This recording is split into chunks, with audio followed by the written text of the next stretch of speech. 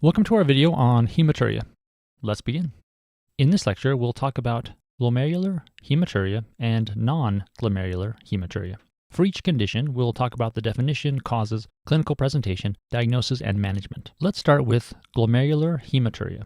Glomerular hematuria, as the name implies, is the presence of red blood cells in the urine due to glomerular disease. Glomerular hematuria is caused by the nephritic syndromes. This is because nephritic syndromes damage the glomerular filtration barrier. Therefore, the glomerular permeability for red blood cells is increased. Nephritic syndromes include acute post-streptococcal glomerulonephritis, rapidly progressive glomerulonephritis, diffuse proliferative glomerulonephritis, IgA nephropathy, Alport syndrome, and membranoproliferative glomerulonephritis. We will not discuss these diseases in detail here because all these conditions are extensively discussed in the lecture called nephritic syndromes. Hematuria presents with dark urine due to urinary red blood cells. Other signs and symptoms depend on the underlying cause of hematuria. As we already mentioned on the previous slide, the glomerular hematuria is most commonly caused by nephritic syndromes. Nephritic syndromes may be accompanied by lower extremity and periorbital edema due to sodium and water retention and urinary albumin excretion. Sodium and water retention can also result in hypertension. Nephritic syndromes may also present with decreased urine output due to decreased glomerular filtration rate. Here are the photos showing normal colored and dark colored urine. In the left photo, you can observe the normal yellow urine color. In the right photo, you can appreciate the dark urine. Please keep in mind that dark urine is not seen only in cases of hematuria. Dark urine may also accompany rhabdomyolysis and intravascular hemolysis. Let's talk about the diagnosis now. A urinalysis will show at least 1+ hematuria. In order to distinguish the glomerular from the non-glomerular hematuria, one needs to do a urine microscopy. Urine microscopy in all types of hematuria will show at least 3 red blood cells per high power field. Glomerular hematuria is also characterized by dysmorphic red blood cells and red blood cell casts. This is because the red blood cells get filtered across the glomerulus. This disrupts their normal shape, resulting in dysmorphic red blood cells. The tubular flow of red blood cells, on the other hand, will shape multiple cells into casts. In order to definitively diagnose the exact cause of glomerular hematuria, kidney biopsy should be performed. Here is a urine microscopy image showing dysmorphic red blood cells. As we already discussed, filtration of the red blood cells across the glomerulus disrupts their normal shape, resulting in the dysmorphic configuration. Here you see urine microscopy image showing a red blood cell cast. Please note this cylinder-shaped structure composed of coalesced red blood cells. Let's talk about the management now. One should treat the underlying cause of glomerular hematuria. As we already explained, glomerular hematuria is most commonly associated with nephritic syndromes. Therefore, the patient may need corticosteroids, dialysis, or kidney transplantation. An 8-year-old girl presents with periorbital edema and bilateral leg swelling for the past week. Her urine is dark.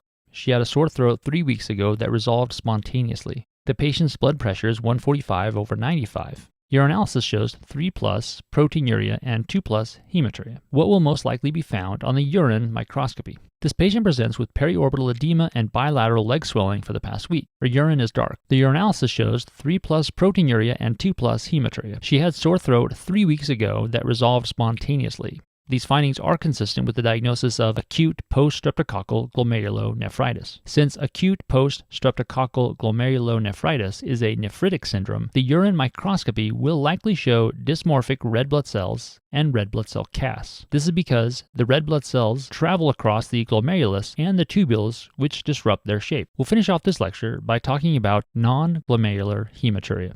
Non-glomerular hematuria is the presence of red blood cells in the urine due to disease of urinary collecting system. Any part of the collecting system may be affected, including the renal papillae, ureters, bladder, and urethra.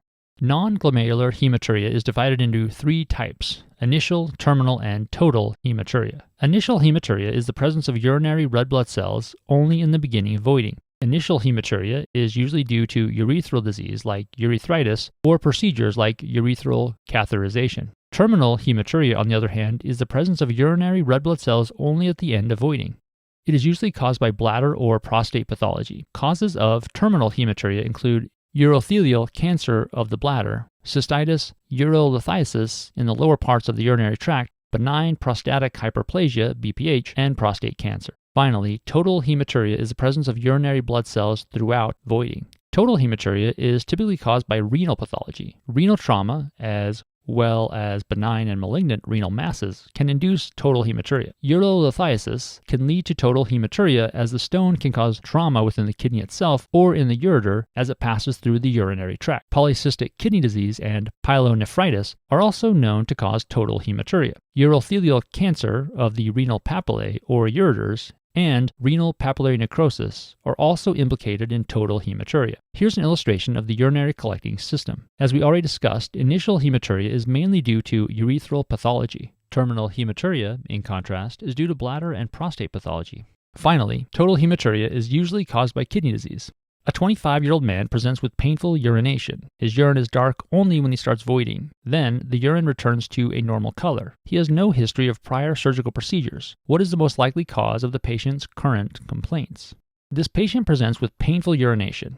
His urine is dark only when he starts voiding. This pattern of hematuria is consistent with initial hematuria. Initial hematuria is usually due to urethral pathology or surgical procedures like urethritis and urethral catheterization. Since this patient has no history of prior surgical procedures, the most likely cause of his current complaints is urethritis.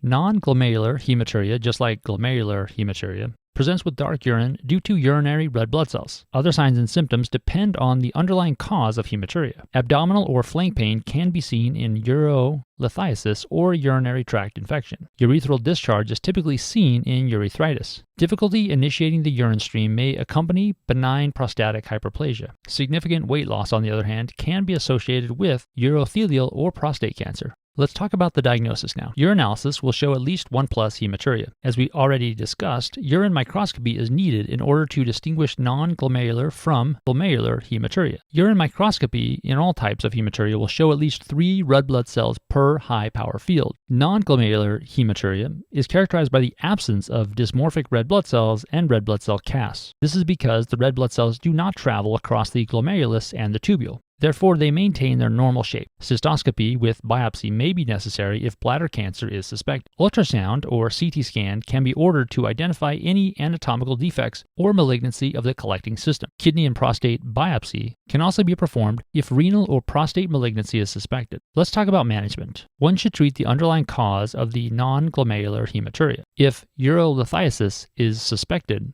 shockwave lithotripsy or percutaneous nephrolithotomy can be performed. Urinary tract infections are treated with antibiotics. Nephrectomy and prostatectomy may be needed in cases of early-stage renal and prostate cancers. Chemotherapy and radiotherapy are indicated for malignancy. Here's a table summarizing everything we've discussed about hematuria. Pause the video and take a moment to review this table. Let's conclude our lecture with a multiple-choice question. A 25-year-old male presents with complaints of flank pain and blood in his urine. Patient history reveals that his job has him doing manual labor outside in the heat all summer. He admits that he probably does not drink enough water and his diet mainly consists of very salty fast food. Physical exam reveals excruciating flank pain that seems to move downward and tends to come and go as the patient is sitting in the office. Based on the patient's presentation, what is the classification of his non-glomerular hematuria and what is the best treatment? A. Initial antibiotics. B. Initial shockwave lithotripsy. C. Total and antibiotics. D. Total and shockwave lithotripsy. The 25-year-old male is complaining of flank pain and blood in his urine. His job has him outside in the heat, not drinking enough water and eating salty fast food. This means he most likely is dehydrated and has high salt content within his body fluids. The excruciating flank pain that moves downward and tends to come and go is indicative of urolithiasis or a kidney stone.